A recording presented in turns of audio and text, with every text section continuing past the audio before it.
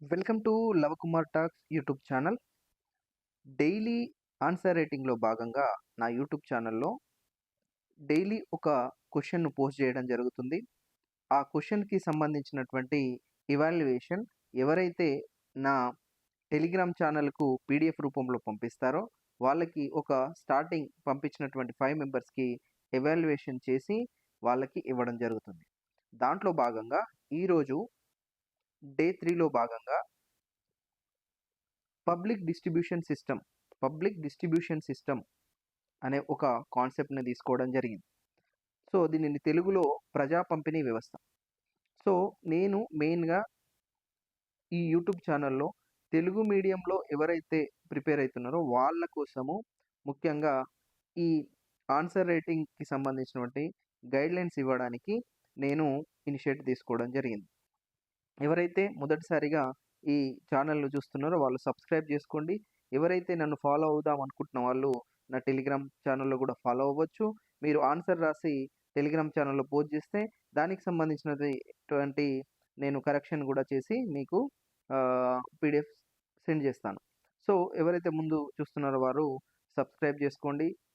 Like చేయండి, share చేయండి. Okay. Next మనము ముందుగా ఈ పబ్లిక్ డిస్ట్రిబ్యూషన్ సిస్టమ్ గురించి మనం ఈరోజు డిస్కస్ చేసుకుందాము. దాంట్లో భాగంగా ఒక క్వెషన్ తీసుకున్నాము. ఇది 2022 యూపీఎస్‌సి మెయిన్స్ క్వెషన్ తీసుకోవడం జరిగింది.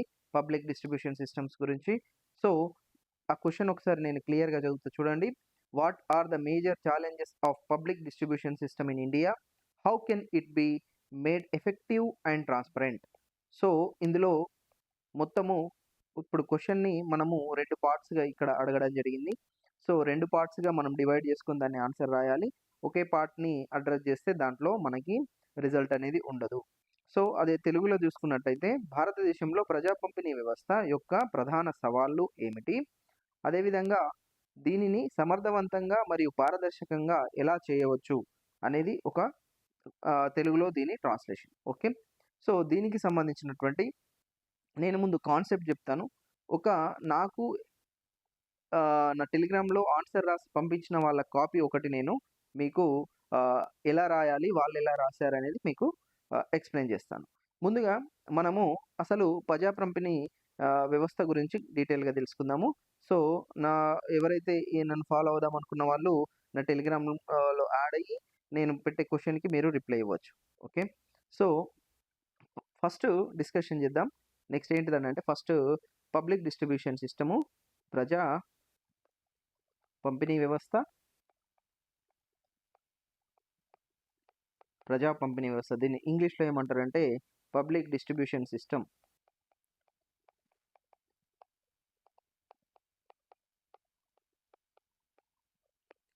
System. Okay. Public distribution system. Okay.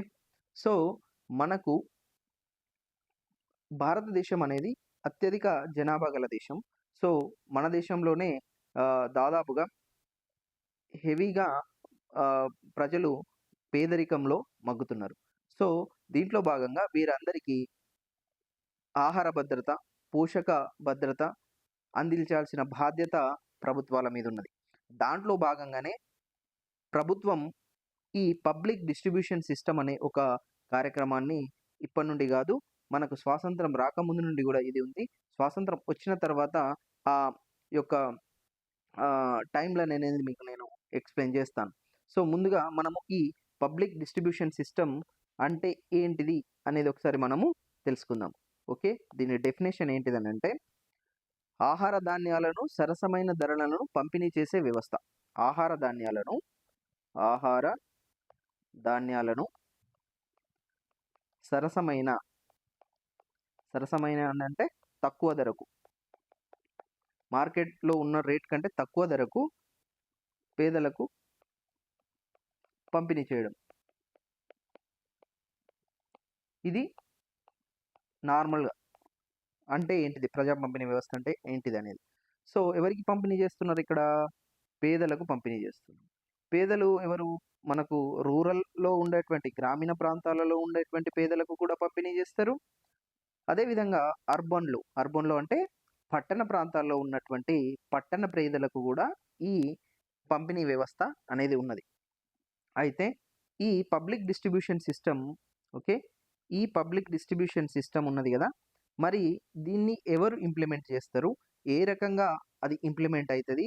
Central నుండి స్టేట్‌కి, స్టేట్ నుండి తర్వాత ఆహ్, మనము ఆహ్, చౌక ధరల దుకాణం నుంచి పేదలకు ఎలా అందుతది అనేది ఒకసారి మనం జూసుకున్నట్లయితే, సో, పీడీఎస్ అంటే పబ్లిక్ డిస్ట్రిబ్యూషన్ సిస్టమ్‌కి సంబంధించినటువంటి కేంద్రము, తర్వాత రాష్ట్రాలు, తర్వాత యూటీలు వీటి యొక్క బాధ్యత. సో, ఈ పబ్లిక్ డిస్ట్రిబ్యూషన్ సిస్టమ్‌ని ఇంప్లిమెంట్ చేయాల్సిన బాధ్యత కేంద్రానికుంటది. ఇటు రాష్ట్రాలకుంటది. అదేవిధంగా యూనియన్ టెరిటరీలు అంటే రాష్ట్రాలు నథింగ్ బట్ కొన్ని ఏవైతే కేంద్రపాలిత ప్రాంతాలుంటాయో వాటికి సంబంధించింది. ఓకే.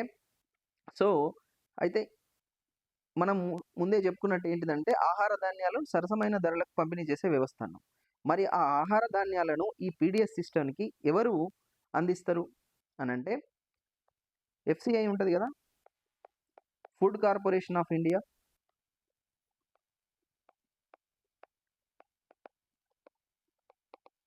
ఈ ఫుడ్ కార్పొరేషన్ ఇండియా అనేది రైతుల దగ్గర నుండి ఆహా ఆహార ధాన్యాలను సేకరిస్తుంది. So, food corporation of India role ఏంటిదంటే ఈ పబ్లిక్ డిస్ట్రిబ్యూషన్ సిస్టమ్‌లో ముందుగా రైతుల నుండి ధాన్యాలను సేకరించడం. సేకరణ, కలెక్షన్ ఓకే. అదేవిధంగా నిల్వ, స్టోరేజ్, నిల్వ జేయడం, స్టోరేజ్ జేయడం. తర్వాత రవాణా. అంటే ఎఫ్‌సీఐ నుండి రాష్ట్రాలకు రవాణా. ఎఫ్‌సీఐ నుండి రాష్ట్రాలకు రవాణా చేయడం. అదేవిధంగా రాష్ట్రాలకు కేటాయింపులు. రాష్ట్రాల కేటాయింపు గూడా జేసేది ఎఫ్‌సీఐ. ఓకే. ఇది ఉన్నది. అయితే ఇవి రాష్ట్రాలకు కేటాయిస్తుంది. మరి రాష్ట్రాల బాధ్యత ఏంటిది? సో, ఈ డిస్ట్రిబ్యూషన్ సిస్టమ్‌లో మరి రాష్ట్రాల బాధ్యత ఏంటిది? రాష్ట్రాల యొక్క బాధ్యత ఏంటిదంటే ఓకే. ఈ అర్హులైన లబ్ధిదారులను ఎంపిక చేయడం. అర్హులైన లబ్ధిదారులకు ఎంపిక చేయడం. ఎంపిక. దానికి అవసరమైనటువంటి రేషన్ కార్డ్స్‌ను డిస్ట్రిబ్యూట్ జేయడం. అదేవిధంగా రేషన్ షాప్స్‌ని మెయింటైన్ చేయడం. నిర్వహణ మరియు పర్యవేక్షణ. ఇవి రాష్ట్రాల యొక్క బాధ్యత. ఓకేనా? మరి పీడీఎస్ సిస్టమ్ ద్వారా, పబ్లిక్ డిస్ట్రిబ్యూషన్ సిస్టమ్ ద్వారా మరి ప్రస్తుతం ఏమి అందిస్తున్నాం అనంటే గోధుమలు,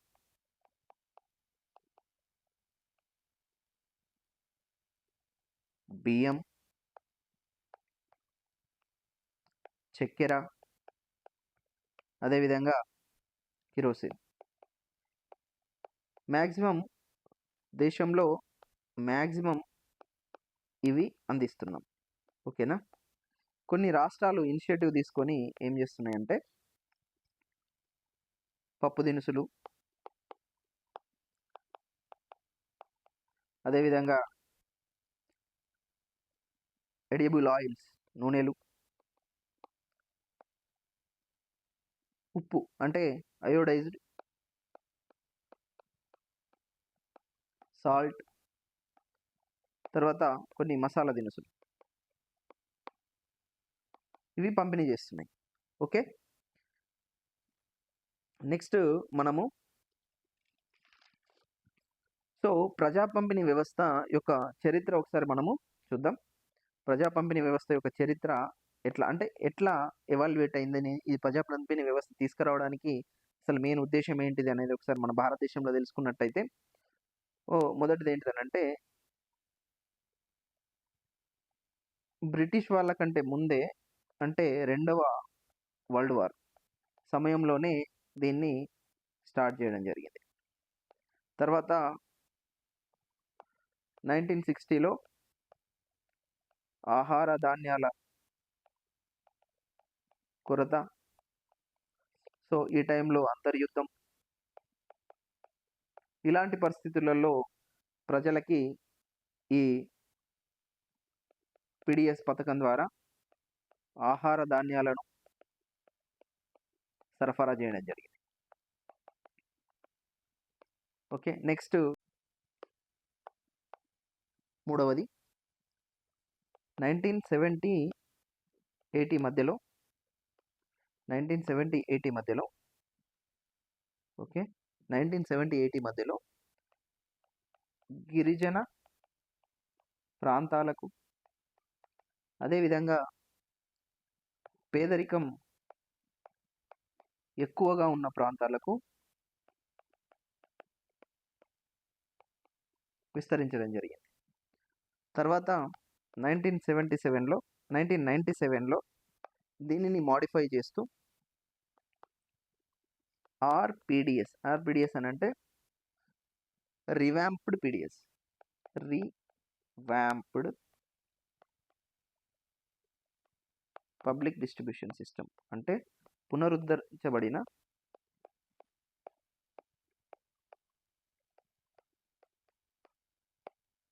పబ్లిక్ డిస్ట్రిబ్యూషన్ సిస్టమ్‌ని తీసుకురావడం జరిగింది. ఓకే. దాని తర్వాత 1997 ఓకే. సారీ, ఇది 1992 ఓకే. ఇది 1997లో టార్గెటెడ్ పబ్లిక్ డిస్ట్రిబ్యూషన్ సిస్టమ్ తీసుకురావడం జరిగింది. ముఖ్యంగా బీపీఎల్, తర్వాత ఏపీఎల్ అంటే below poverty line, above poverty line అనే ఒక కాన్సెప్ట్ రావడం జరిగింది. 1993-94 జనాభా లెక్కల 1993-1994లో మన లగ్డావాలా కమిటీ సిఫారసుల మేరకు ఈ కాన్సెప్ట్ తీసుకురావడం జరిగింది. దీంట్లో భాగంగా ఈ above poverty line, below poverty line అనే కాన్సెప్ట్ తీసుకురావడం తర్వాత బీపీఎల్ కుటుంబాలకు ఈ పబ్లిక్ డిస్ట్రిబ్యూషన్ సిస్టమ్ ద్వారా ఆహార ధాన్యాల పంపిణీ అనేది జరిగింది. తర్వాత 2000 సంవత్సరంలో అత్యంత పేదలు ఉన్నటువంటి వారికి అంత్యోదయ అన్న యోజన అనే కార్యక్రమం కింద 35 కేజెస్ రైస్‌ని కూడా ఈ ఆహార ధాన్యాల సప్లైని చేయడం జరిగింది. అయితే మేజర్ వర్క్ ఎక్కడ జరిగిందంటే 2013లో మనకు నేషనల్ ఫుడ్ సెక్యూరిటీ యాక్ట్ తీసుకురావడం జరిగింది. ఈ యాక్ట్ ప్రకారం ఆహారం అనేది ప్రాథమిక హక్కు. సో, ప్రాథమిక హక్కు కాబట్టి ప్రభుత్వాలు దీనికి కట్టుబడి ఉండాలి. ప్రజలకి ఈ ఆహార భద్రత అనేది ప్రభుత్వం యొక్క బాధ్యతగా మారింది. సో, ఆహార భద్రత అంటే పౌష్టికాహారము కూడా అందించాల్సిన బాధ్యత ప్రభుత్వాలపైనే ఉంటది. ఓకే. సో, ఇది మేజర్. సో, తర్వాత ఈ మనం ఇంతకుముందు చెప్పుకున్నాం ఏంటిదనంటే ఈ పబ్లిక్ డిస్ట్రిబ్యూషన్ సిస్టమ్‌కి మరి ఫుడ్ గ్రెయిన్స్ ఎక్కడి నుండి వస్తాయి? ఆ చైన్ ఒకసారి మనం పరిశీలిద్దాం. సో, మేజర్‌గా రైతు ఉంటాడు కదండీ! రైతు. ఈ రైతు ర ఇప్పుడు మొత్తం ఎన్ని ఇక్కడ ఇన్‌స్టిట్యూషన్స్ ఉన్నాయి? ఒక రైతు, ఒక ఎఫ్‌సిఐ, తర్వాత స్టేట్స్ ఉన్నాయి. తర్వాత ration shops.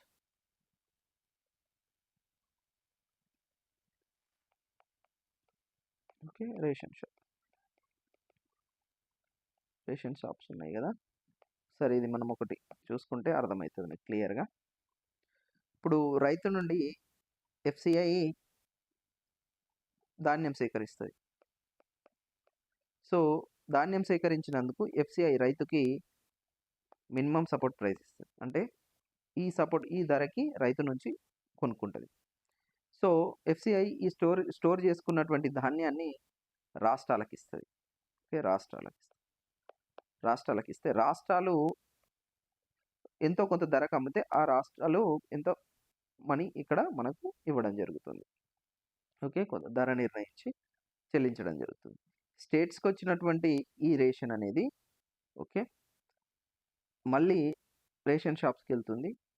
So, ration shops నుంచి అంటే ఇది డిస్ట్రిబ్యూషన్ జరుగుతుంది. తర్వాత రేషన్ షాప్స్ నుంచి ₹1 లేకపోతే ₹2కా, ₹3కా, ₹5కా లేకపోతే ఫ్రీనా అనేది స్టేట్స్ నిర్ణయిస్తాయి. లేకపోతే ఈ స్టేట్స్ ఆ ధరను భరిస్తాయి. సో, ఈ రకంగా జరుగుతది. అయితే ఈ పీడీఎస్ డిస్ట్రిబ్యూషన్ సిస్టమ్ యొక్క ప్రాధాన్యత ఏంటిదో ముందు తెలుసుకోవాల్సిన అవసరం ఉన్నది మన బేసిక్‌గా మన ఇండియా రిలేటెడ్‌గా. ఎందుకంటే ఇండియాకి సంబంధించిందే మనం డిస్కస్ చేస్తున్నాం కాబట్టి. సో, ప్రాధాన్యత ఏముంటదనంటే, ఒకటి భారతదేశంలో అత్యధిక జనాభా ఉన్నది. ఆహార భద్రత అవసరము. ప్లస్ పోషక భద్రత అవసరం. ఆహార భద్రత, పోషక భద్రత అవసరం. అదేవిధంగా ధరల స్థిరీకరణకు ధరల స్థిరీకరణ. ధరల స్థిరీకరణ ఎలా జరుగుతది అనంటే, ఇప్పుడు ఫుడ్ కార్పొరేషన్ ఆఫ్ ఇండియా ఏం చేస్తదనంటే, ఈ మినిమమ్ సపోర్ట్ ప్రైస్‌కే ఈ రైస్‌ని తీసుకుంటది. రైస్‌ని తీసుకున్నప్పుడు మార్కెట్‌లో ఉన్న ఎవరైనా వ్యక్తి, రైతు ఈ మినిమమ్ సపోర్ట్ ప్రైస్ కంటే ఎక్కువకే మినిమమ్ సపోర్ట్ ప్రైస్ కంటే తక్కువ అమ్మితే కుదరదు. సో, కొనుగోలుదారు గూడా ఈ మినిమమ్ సపోర్ట్ ప్రైస్ కంటే ఎక్కువ వాల్యూ పెట్టే ఆ రైస్‌ని కొనుక్కోవాల్సిన అవసరం ఉంటది. దాన్ని బట్టి ఏమైతదంటే ధరల స్థిరీకరణ అనేది జరుగుతది. అంతే విధంగా పేదలకు తక్కువ ధరకు ఆహార భద్రత అనేది అదేవిధంగా ఆహారం అందే విధంగా ఆస్కారం ఉంటది. అదేవిధంగా మూడవ పాయింట్ ఏంటిదంటే, దేశంలో ఉన్నటువంటి మిగులు ఒక ప్లేస్‌లో మిగులుందనుకోండి. ఆ మిగులు ఎక్కడైతే స్కేర్సిటీ ఉన్న ప్రాంతాలకు అంటే ధాన్యము కొరతగా ఉన్న ప్రాంతాలకు సప్లై జేయొచ్చు. ఓకే. మిగులుగా ఉన్న ప్రాంతాల నుండి కొరతగా ఉన్న ప్రాంతాలకి ఈ ఆహ్, ధాన్యాన్ని సప్లై జేయొచ్చు. అదేవిధంగా ఇంకోటేందంటే రైతులు కనీస మద్దతు ధరతో పాటు ఆహార ధాన్యాల ఉత్పత్తి అనేది సాధిస్తారు. రైతులుంటారు గదా! ఇప్పుడు రైతులు మినిమమ్ సపోర్ట్ ప్రైస్‌కి అమ్ముతారు. కాబట్టి వాళ్ళకి ఇన్‌కమొస్తది. ఇన్‌కమొచ్చినప్పుడు సో, వీళ్ళేం జేస్తారనంటే ధాన్యాల ఉత్పత్తి మీద ఫోకస్ జేస్తారు. సో, ఉత్పత్తుల మీద ఫోకస్ జేస్తే వాళ్ళకి ఎకనామికల్ స్టెబిలిటీ అనేది ఒస్తది. సో, ఈ పంట పండిస్తే గవర్నమెంట్ కొంటది గాబట్టి, ఆ పంటనే యేస్తారు. ఆ పంట యేసినందుకు ఆయనకి ఎకనామికల్‌గా సహాయం అందుతదన్నట్టు. ఓకే. ఇవి ఆహ్, మేజర్‌గా ఇవి గవర్నమెంట్ ఇనిషియేటివ్స్ గాని, లేకపోతే ఇంపార్టెన్స్ గాని. అయితే పీడీఎస్ మరి ఈ పబ్లిక్ డిస్ట్రిబ్యూషన్ సిస్టమ్‌లో కొన్ని సమస్యలు గూడా ఉన్నాయి. మరి ఆ సమస్యలేంటిదో ఒకసారి తెలుసుకుంటే ఒకటేంటంటే లబ్ధిదారుల గుర్తింపు సమస్య. లబ్ధిదారుల గుర్తింపు సమస్య. ఇంకొకటి లబ్ధిదారుల గుర్తింపు సమస్య అంటే ఏంటిది? సో, ఇక్కడ రేషన్ కార్డులు సరైన సమయంలో అందించకపోవడం, లేకపోతే రేషన్ స రేషన్ కార్డ్స్‌ని ఎవ్రీ ఇయర్ మానిటర్ చేయకపోవడం. సో, ఎవరైతే బీపీఎల్ కుటుంబాల నుంచి ఏపీఎల్ కుటుంబాలకు మారినప్పుడు వారి యొక్క రేషన్ కార్డ్‌ను రద్దు చేయకుండా ఉండడం. సో, ఇలాంటి సమస్యలు. అదేవిధంగా ఆహార ధాన్యాల లీకేజ్.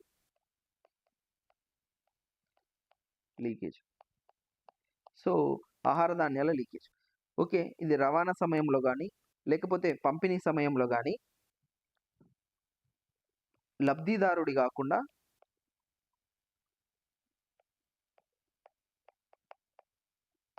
వేరే వారికి ఇల్లీగల్‌గా ఈ ధాన్యాన్ని సరఫరా జేయడం.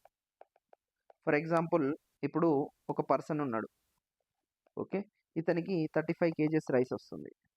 సో, ఇతనేం జేస్తాడనంటే, ఇవి దొడ్డు బియ్యం నేను తినలేను అని జెప్పేసి ఈయనేం జేస్తాడంటే, బయట షాప్‌లో బోయి అమ్ముకుంటాడు. సో, ఈ లీకేజ్ అన్నట్టు. సో, ఇది ఈ ప్రాబ్లమ్. ఓకేనా? నెక్స్ట్ ఏంటిదంటే, నిల్వ సమస్యలు. థర్డ్‌ది నిల్వ సమస్యలు. స్టోరేజ్ సమస్యలు. స్టోరేజ్. సో, మనం చాలా సార్లు పేపర్‌లో వింటాం. ఏం వింటామనంటే, ధాన్యం ఏమైంది? నానిపోయింది. లేకపోతే ఎలకలు తిన్నాయి. లేకపోతే పాడైపోయింది. అనే ఈ విషయాలు మనం ఎప్పుడో ఒకసారి న్యూస్ పేపర్‌లో ఒస్తాయి. సో, అవి మనం చూసినప్పుడు మనకేంది నిల్వ సమస్య. సో, నిల్వ అంటే స్టోరేజ్ గోడౌన్స్ లేకపోవడం వల్ల ఈ సమస్య వస్తుంది. సో, ఇదొక సమస్య. అదే విధంగా నెట్‌వర్క్ సమస్యలు. సో, ఈ పబ్లిక్ డిస్ట్రిబ్యూషన్ సిస్టమ్‌లో భాగంగా ఏంటిదనంటే, డిస్ట్రిబ్యూషన్ అనేది ఆన్‌లైన్‌లో జరుగుతుంది ప్రెజెంట్. సో, ఆన్‌లైన్‌లో జరుగుతుంది గాబట్టి ఎక్కడైతే నెట్‌వర్క్ ఇష్యూస్ ఉన్నాయో అక్కడ బయోమెట్రిక్ సమస్య రావడము. So, network issues, network failures వల్ల ఈ పంపిణీ అనేది ఆలస్యం అవ్వడం. అదొక సమస్య. నెక్స్ట్ ఇంకేంటిది? సో, కనీస మద్దతు ధర సమస్య. కనీస మద్దతు ధర సమస్య. కనీస మద్దతు ధర సమస్య ఏంటంటే గవర్నమెంటు కేవలం 23 మేజర్ కార్ప్స్ కోసమే ఈ మేజర్ పంటల కోసమే మద్దతు ధర ఎంఎస్‌పి ప్రకటిస్తుంది. దీనివల్ల ఏమైతుంది? ఈ మేజర్ పంటలనే ఎక్కువ మంది పండిస్తుండ్రు. సో, ఎక్కువ మంది పండించడం వల్ల ఏమైతుంది? ఎక్కువగా ఈ ఈ మేజర్ పంటలే గాకుండా ఇంకా చిరుధాన్యాలు పండించడం గూడా ఒక మెయిన్‌గా ఈ చిరుధాన్యాలు పండించడము, లేకపోతే తోటలు పండించడము అనేది తగ్గిపోతుంది. అదొక సమస్య. తోటలు పండించడం. లేకపోతే హార్టికల్చర్ ఇవి గూడా తగ్గిపోవడం జరుగుతున్నాయన్నట్టు. అంటే ఏదైతే ఎంఎస్‌పి ఎక్కువ అంటే మార్కెట్ ఫెసిలిటీస్ ఎక్కువున్న మేజర్ క్రాప్స్‌కే ఎక్కువ ప్రాధాన్యత దక్కుతుంది. దానివల్ల చిరుధాన్యాలు గాని, తోటల పెంపకం ఇలాంటి వాటిలలో సో, రైతులు ఇంట్రెస్ట్ చూపిస్తలేరు. దానివల్ల ఇంకొకటేంటంటే పర్యావరణ సమస్యలు. సో, ఈ పీడీఎస్ డిస్ట్రిబ్యూషన్ సిస్టమ్ ద్వారా ఓకే. ఈ పీడీఎస్ డి ఈ పీడీఎస్ డిస్ట్రిబ్యూషన్ సిస్టమ్ ద్వారా మేజర్‌గా గోధుమలు, తర్వాత వరి ఇవే ఎక్కువ డిస్ట్రిబ్యూట్ చేస్తున్నారు. దీనివల్ల ఏమైతుంది?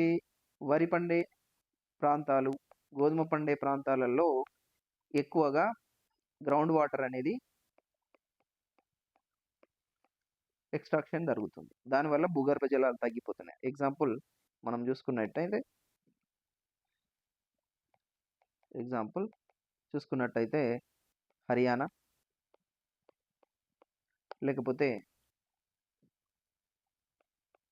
హర్యానా లేకపోతే పంజాబ్. ఈ ప్లేసెస్ ఒకసారి చూసుకుంటే మనకు అర్థమైతది. ఓకే. ఇవి ఒకసారి చూసుకోండి. ఇవి మేజర్‌గా. సో, ఇవి సమస్యలు. మరి ఈ సమస్యలకు పరిష్కార మార్గాలు ఈ సమస్యల నుంచి పరిష్కార మార్గం తీసుకోవాలి మనం. లబ్ధిదారుల గుర్తింపు సమస్య ఉంది. లబ్ధిదారుల గుర్తింపు సమస్య ఉంది గాబట్టి, సరైన టైంలో మనం రేషన్ కార్డ్స్ ఇవ్వడము, దాన్ని ఆహ్, ఆహ్, ప్రతి ఇయరు ఆ రేషన్ కార్డ్స్‌ని వెరిఫై చేసుకొని, తర్వాత ఎవరైతే లబ్ధిదారులకు వాళ్ళకు రేషన్ అందించేలాగా చూసుకుంటే మనకు ఆ గుర్తింపు సమస్య అనేది క్లియర్ అయితది. ఆహార ధాన్యాల లీకేజీ సమస్య అనంటే లబ్ధిదారుడు పక్కదారి పట్టించే విధంగా లబ్ధిదారులు వాళ్ళ యొక్క రేషన్‌ని బయట అమ్ముకునే విధంగా గాని, లేకపోతే ఈ ట్రాన్స్‌పోర్టేషన్ టైమ్‌లలో మనం జీపీఎస్ గాని అలాంటివేదన్నా ఈ ఆహ్, ఆహ్, వీటికి వెహికల్స్‌కి మనం అమర్చినామనుకోండి, అప్పుడు ఆ లీకేజ్ సమస్య గూడా మనం తగ్గించవచ్చు. నిల్వ సమస్య అంటే సరైన ఇప్పుడు వర్షాకాలంలోనే గాకుండా మిగతా అన్ని కాలాల పాటు ఈ గోడౌన్స్‌ను ఏర్పాటు చేసుకోవడము, వాటిని కంటిన్యూ చేయడం కోసము నిల్వ సామర్థ్యాన్ని పెంచినట్లయితే మనకు ఆ లీకేజీ సమస్య గూడా అదైతది.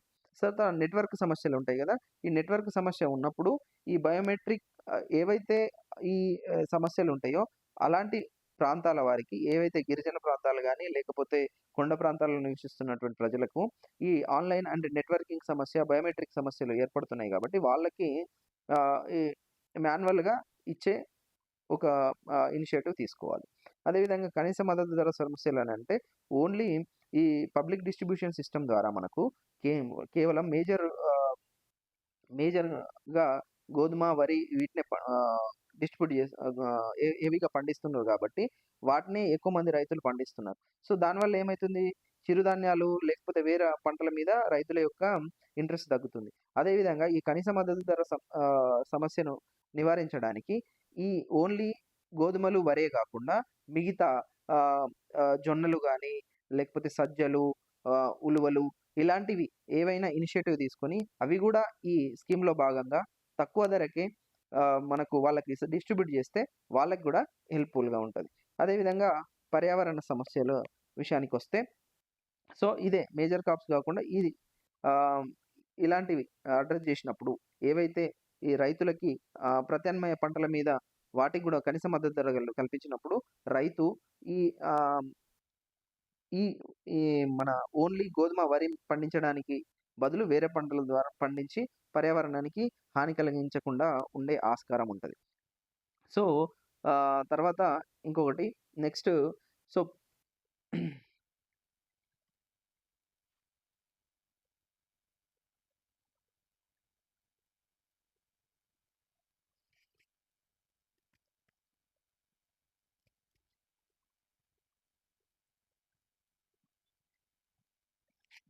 ఓకే. నెక్స్ట్ పీడీఎస్ సంస్కరణల గురించి తెలుసుకుందాం. భారతదేశంలో ఈ పబ్లిక్ డిస్ట్రిబ్యూషన్ సిస్టమ్ రావడంలో తర్వాత ఈ జర్నీలో మనము ఏమేం సంస్కరణలు తీసుకురావడం జరిగింది ఇండియా అనేది ఒకసారి చూసుకుంటే, ఒకటి one nation, one ration card అనే ఒక స్కీమ్ తీసుకురావడం జరిగింది. సో, దీంట్లో భాగంగా ఏమైతదంటే దేశంలో ఎక్కడ ఉన్న వ్యక్తి అయినా గూడా రేషన్‌ని రేషన్ తీసుకోవచ్చు. ఫర్ ఎగ్జాంపుల్ చూసుకున్నట్టే హైదరాబాద్‌లో ఉన్నటువంటి బీహార్ వ్యక్తి హైదరాబాద్‌లో రేషన్ తీసుకోవచ్చు. ఓకే. అదొక సంస్కరణ తీసుకురావడం జరిగింది. నెక్స్ట్ ఆధార్ సీడింగ్ చేయడం జరిగింది. Aadhaar seeding. So, Aadhaar seeding చేయడం ద్వారా ఏమైందనంటే సరైన లబ్ధిదారుడికి ధాన్యం అందుతుంది. సో, అది ఒకటి. దీని ద్వారా లీకేజీ సమస్య నివారించబడుతుంది. నెక్స్ట్ ఇంకేంటంటే ఫర్ ఎగ్జాంపుల్ ఏపీ ఆర్ తమిళనాడులో ఒక ఇనిషియేటివ్ తీసుకురావడం జరిగింది. ఇంటింటికి పబ్లిక్ డిస్ట్రిబ్యూషన్ సిస్టమ్ ద్వారా సరుకుల పంపిణీ. అదొకటి. తర్వాత రేషన్ కార్డ్‌ల డిజిటలైజేషన్. రేషన్ కార్డ్స్ డిజిటలైజేషన్ అనేది ఒకటి తీసుకురావడం జరిగింది. సో, ఇంకొకటి రేషన్ కార్డ్స్ ప్లేస్‌లో smart cards. So, ration cards ప్లేస్‌లో స్మార్ట్ కార్డ్స్ తీసుకురావడం ద్వారా నకిలీలని నివారించడం జరుగుతుంది. నకిలీ ఆహ్, రేషన్ కార్డులని. అదేవిధంగా ఈ ఆహ్, అక్రమ రవాణా అంటే ఏదైతే ఆహ్, ఇప్పుడు ఏంటిది ఫుడ్ కార్పొరేషన్ ఆఫ్ ఇండియా నుంచి రాష్ట్రాలకి మనకు ఈ పీడీఎస్ బియ్యం అనేది సప్లై అయ్యేటప్పుడు ఏవైతే వెహికల్స్ ఉంటాయో ఆ వెహికల్స్‌కి ఓకే. జీపీఎస్ కనెక్ట్ చేసినామనుకోండి. సో, ఈ మధ్యవర్తుల మధ్యలో ఎలాంటి ఆహ్, ప్రాబ్లమ్స్ అంటే లీకేజెస్ లేకుండా చూసుకోవచ్చు. ఓకేనా? జీపీఎస్ వ్యవస్థ. సో, ఇంకొకటేందంటే ప్రత్యక్ష బదిలీ. అంటే డైరెక్ట్ బెనిఫిట్ ట్రాన్స్‌ఫర్. దీని ద్వారా గూడా మనము లీకేజెస్‌ని నివారించవచ్చు. నీతి ఆయోగ్ నీతి Aayog multi dimensional poverty index అనేది ఒకటి రిలీజ్ చేసింది.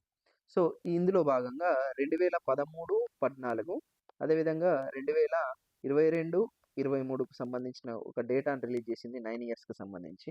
ఈ 9 ఇయర్స్‌లో సుమారు 24.82 కోట్ల మంది ప్రజలు పేదరికం నుండి బయటపడగలిగారట. ఓకే. బహుముఖ పేదరికం నుండి. సో, దాంట్లో ఈ పబ్లిక్ డిస్ట్రిబ్యూషన్ సిస్టము అనేది చాలా ఎఫెక్టివ్‌గా వర్క్ చేసిందని చెప్పేసి చెప్పడం జరిగింది. సో 2013, 14 ఆ టైంలో మనకు 29.17% పేదరికం ఉంటే, సో 2022, 23 నాటికి ఆ పేదరికము అంటే 11.28కి తగ్గింది అని చెప్పేసి ఈ రిపోర్టు మనకు స్పష్టం చేస్తుంది. ఈ రిపోర్ట్‌ని మీరు ఏదైతే క్వెషన్ ఉంటదో క్వెషన్ ఇంట్రడక్షన్‌లో గాని, కంక్లూజన్‌లో గాని మీరు ఇంక్లూడ్ చేస్తే చాలా బావుంటది. ఎఫెక్టివ్‌గా ఉంటది. అదేవిధంగా ప్రపంచంలో అతిపెద్ద భద్రతా కార్యక్రమమైనటువంటి నేషనల్ ఫుడ్ సెక్యూరిటీ యాక్ట్ ద్వారా ఓకే. మొత్తము 81.35 కోడ్స్ 81.35 కోడ్స్ ఇంతమంది లబ్ధిదారులకు ఓకే. పీడీఎస్ ద్వారా సరుకుల పంపిణీ జరుగుతుంది. అంటే 81.35 కోట్ల మంది అంటే రేషన్ కార్డు హోల్డర్స్ ఉన్నారు. రేషన్ కార్డ్స్ హోల్డర్స్ ఉన్నారు ప్రెజెంట్ దీంట్లో. సో, సో అదేవిధంగా కోవిడ్ టైంలో మనము దీంట్లోనే కోవిడ్ టైంలో మనము ప్రధానమంత్రి గరీబ్ కళ్యాణ్ అన్న యోజన తీసుకురావడం జరిగింది. సో దీని ద్వారా ఏమైతుంది? ఫ్రీగా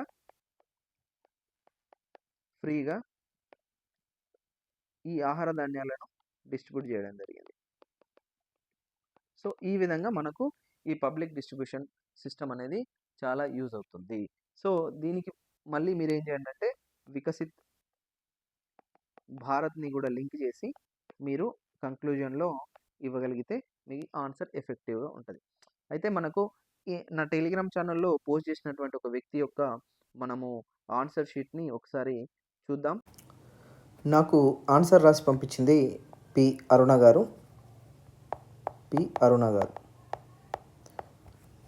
తనది నేను ఇవాల్యుయేట్ చేస్తున్నాను. చూడండి ఒకసారి ఆమె ఏం రాసింది, ఏం మోడిఫికేషన్ చేస్తే ఆన్సర్ ఎఫెక్టివ్గా ఉంటుందనేది చూద్దాం. పీడిఎస్ వ్యవస్థ అనేది భారతదేశంలో ఆహార భద్రతను అందించే ముఖ్యమైన కార్యక్రమం. Okay.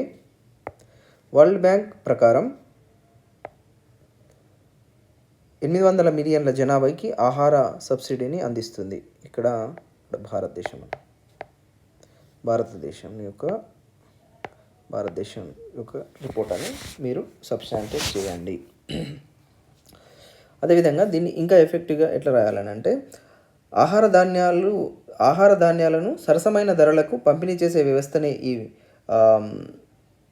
Public distribution system. Okay. దీనిని కేంద్ర రాష్ట్ర ప్రభుత్వాలు ఉమ్మడిగా దీన్ని ఇంప్లిమెంట్ చేస్తున్నాయి. సో దీనికి అవసరమైన ఆహార ధాన్యాల సేకరణ అనేది FCI food corporation of India collect చేస్తుంది అని చెప్పేసి, అదేవిధంగా రాష్ట్ర ప్రభుత్వాలు అర్హులైన కుటుంబాలను గుర్తించి రేషన్ కార్డుల జారీ, రేషన్ షాపుల యొక్క పర్యవేక్షణ నిర్వహిస్తాయని చెప్పేసి మీరు ఎఫెక్ట్గా రాయొచ్చు. తర్వాత ఇక్కడ ఒక ఫ్లో చార్ట్ వేసుకోవచ్చు. ఎట్లా అని అంటే ఏమేం పంపిణీ చేస్తున్నాయి అనేది ఒక ఫ్లో చార్ట్ వేసుకోవచ్చు. ఇక్కడ గోధుమలు, బియ్యం, చక్కెర,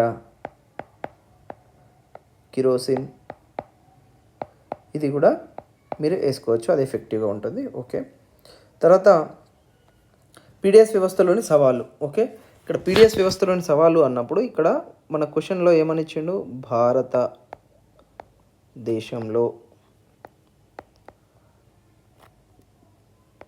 ఇట్లా రాసి పీడిఎఫ్ వ్యవస్థలోని సవాళ్ళు అని మొత్తం డీటెయిల్గా రాయాలి. ఓకేనా, అట్లా రాయండి. సో ముందుది లీకేజీ మరియు దుర్వినియోగం. ఓకే. పీడిఎస్ వ్యవస్థ సరుకుల సరఫరా మరియు పంపిణీ బ్లాక్ మార్కెట్ చేతులకు వెళ్తుంది. ఇలా సరుకులు అవినీతి వల్ల ఎన్నో సమస్యలు ఎదుర్కొంటుంది. ఉదాహరణకు ఓకే, వెరీ గుడ్. గుర్తింపులో లోపం, సరుకుల రవాణా చేయువారు అట్టడుగు వారికి అందించడం లేదు, సరైన వారికి అందించడంలో సవాళ్ళు ఎదుర్కొంటుంది. ఓకే.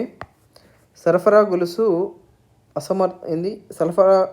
గొలుసుల అసమర్థత. సో ఇది ఏంటిది, నిల్వ సామర్థ్యాలు సరిగా లేకపోవడము, గిడ్డంగులు సరిగా లేకపోవడము అనేది ఒక సమస్య. Very good.